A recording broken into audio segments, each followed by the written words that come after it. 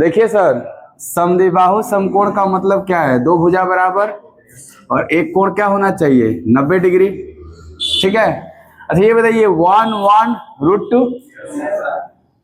1 unit, 1 unit तो √2 unit.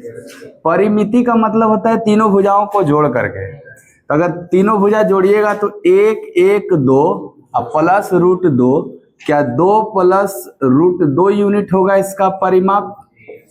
ये दिया हुआ है कितना परिमाप? 10 प्लस 10 √2। ध्यान से देखिए, अगर इसमें से 5 कॉमन ले लें तो अंदर 2 प्लस 2 √2 बचेगा और हमको यहाँ 2 प्लस √2 है। अच्छा पूछा क्या है बताइए? कर्ण की लंबाई ने √2 यूनिट का मान निकालना है। तो हम 1 यूनिट का पहले निकालेंगे कि सर 1 यूनिट का मान हो जाएगा 10 कॉमन 1 प्लस √2 बाई 2 प्लस √2। लेकिन सर कर्ण तो √2 यूनिट है, हमको √2 यूनिट का मान निकालना होगा।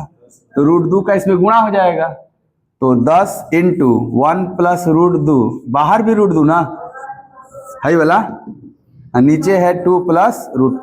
और ध्यान से देखना, इस √2 का दोनों में गुणा होगा तो यही बन जाएगा। तो क्या ये पूरा कैंसिल?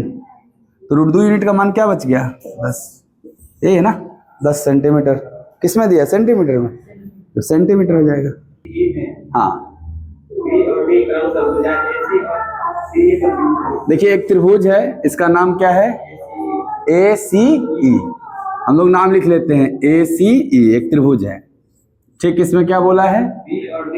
हाँ, और C ये मध्य बिंदु नहीं बोला है। AC पर कोई एक पॉइंट है B और AE पर कोई एक पॉइंट है D, कहीं भी हो सकता है, ताकि BD पैरेलल है CE के। अच्छा इस पे बोल दिया है, कोई बात नहीं। हाँ ठीक है, यानी यहाँ है D पॉइंट और ऐसा ले लेना है ताकि जो BD हो जाए वो इस AE के पैरेलल हो जाए, ऐसे हो जाए। इसको दिया है 8/3 इंटू BD। इसका मतलब समझ रहे हैं आप कि BD 3 यूनिट है तो AE 8 यूनिट है। सुनना ना हुआ है?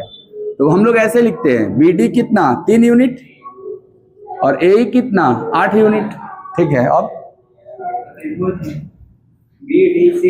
BDC त्रिभुज BDC, ये छोटा वाला त्रिभुज ना, और त्रिभुज AEC बड़ा वाला ना, इसके क्षेत्रफल का अनुपात चाहिए आपको। बहुत सिंपल है, यहाँ एक पॉइंट बताते हैं। थेल्स थ्योरम देखे होंगे आप, थेल्स थ्योरम था ना कि अगर एक त्रिभुज में तीसरी भुजा के समानांतर कोई रेखा खींची जाती है, यहां मैं बता रहा हूं, पहले पॉइंट समझिएगा। एक त्रिभुज है, ठीक है, इस पॉइंट को समझिएगा अच्छे से। एक त्रिभुज है ABC और आप ये BC के समानांतर एक रेखा अगर DE खींच देते हैं, कंडीशन है कि BC के पैरेलल क्या है? DE। ये दिया हुआ है कि ये पैरेलल है, तो यहाँ 2 त्रिभुज बन रहा है। एक त्रिभुज बन रहा है ADE ऊपर बन रहा है ऊपर, और एक त्रिभुज बन रहा है पूरा बड़ा वाला ABC। ये दोनों त्रिभुज आपस में सिमिलर होते हैं। ये दोनों त्रिभुज आपस में क्या होते हैं? सिमिलर। ये समानांतर रेखाएं रहेंगी तो ऊपर वाला छोटका त्रिभुज बड़का त्रिभुज के समरूप होगा। समरूप का ये है, ठीक है। और जब त्रिभुज समरूप होता है तो संगत भुजाओं का अनुपात भी बराबर होता है। तो इसमें जो भुजा लेंगे AD, छोटका वाला में तो यहीं से पकड़ना, AD लोगे तो उस बड़का वाला में AB काम करेगा। AD/AB बराबर होगा, इधर DE लोगे, देख लो यहाँ DE लोगे, कौन है D? ये है ना, तो इसके करस्पॉन्डिंग BC हो जाएगा आपका। यहाँ भी दिखेगा, लास्ट में DE है तो यहाँ लास्ट में भी क्या दिख रहा है? BC। तो D/BC। और ये जो साइड साइड वाला AE है, ये पूरा है ना, ये वाला AE, ये किसके करस्पॉन्ड होगा? AC के। तो AE/AC, यानी संगत भुजाओं का अनुपात भी बराबर होता है। बहुत कुछ, सबका अनुपात, जैसे मान लो ADE का हाइट लोगे तो उसका अनुपात ABC के हाइट के बराबर हो जाएगा। हाइट का हाइट से तुलना होगा, साइड का साइड से तुलना होगा, रेडियस का रेडियस से तुलना होगा। अच्छा, संगत भुजाओं का जो अनुपात आपस में बराबर होता है तो इनके क्षेत्रफल जो होते हैं वो इनके स्क्वायर के बराबर हो जाते हैं। जैसे मान लो एडीई त्रिभुज बना एक हमारा, तो त्रिभुज एडीई का क्षेत्रफल बाई त्रिभुज एबीसी का क्षेत्रफल, यही दोनों त्रिभुज सिमिलर है। ये क्षेत्रफल का अनुपात इनके संगत भुजाओं के अनुपात के स्क्वायर के बराबर होते, चाहे ये कर लो चाहे ये कर लो चाहे। तो देखो यहाँ पे क्या संगत भुजाएं हैं।